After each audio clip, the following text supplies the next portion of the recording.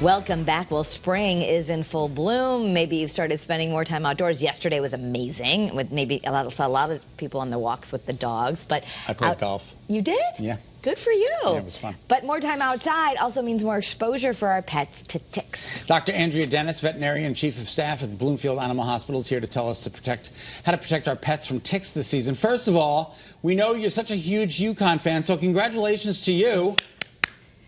Thank you. You had a late night, huh? I'm a little tired. It's been a whirlwind, but just so proud of those student athletes and the coaches, and it was amazing. Yeah, it's amazing. All right, what also is amazing is ticks. I hate them. They're disgusting. Yeah. Talk to us. It's not just the ticks, it's the diseases they bring. Absolutely. And we've talked about this in the past. I hate them as well with a passion. I still can't figure out why we still have them in this world, but they are here to stay. And a couple of things is that as you know, weather-wise, it's the fact that we really have had such warm winters. So there's just been no death or even hibernation of these ticks. They've been very active. My first patient this morning, I could just see 2 or 3 just crawling right over them. And they've just gone to a field. Okay, so it's dangerous because it really can, breed so many diseases. But what do we have to do as pet owners? Do we need to be, as of right now, combing through the fur every time they go out? Absolutely. And well, if you can avoid those fields, and that's what I was talking about with one of my patients or clients, is that those fields can be really dangerous with the tall grasses. Some people feel that if they stay away from the woods, it's not an issue. Now, with some of the pictures you're showing with the grasses, yes, they're there, but it's those tall fields that I would try to avoid. And then they do have preventions, different products that you can put on as well. But as you say, Kara, if you can check them when they come back in, that is ideal. And because it's just not Lyme disease that we worry about here in the state of Connecticut.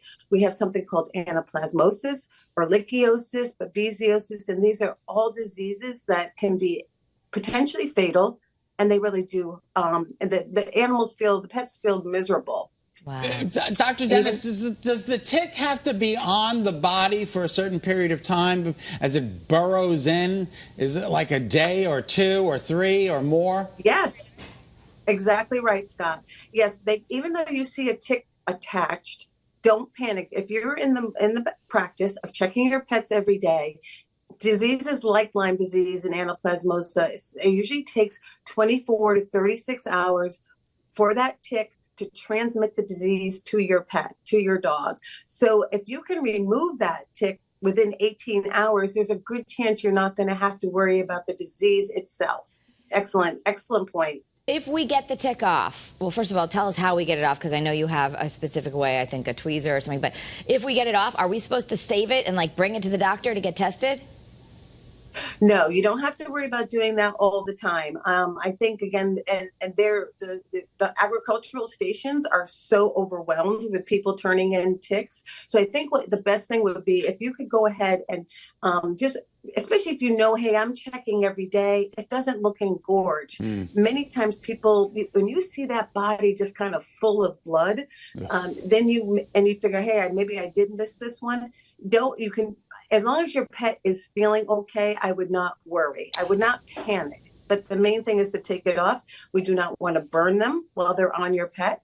We want to make sure you kind of grab it where it attaches to the skin and just pull straight out. That's what we want to do. A tweezer? A tweezer is ideal. Someone was telling me that they pull them out with their fingers and then they rip them in half, and that bacteria is also can potentially affect us too. Yeah. So I would rather just pull it with the tick, pull it with they do have these little instruments just made for pulling out ticks, and then either put it in a jar of alcohol, rubbing alcohol, or if you're on a walk, I like taking a small little clear baggie, and just put them in there till you can dispose of them at home. And is it true that they're communicating through a popular app called TikTok?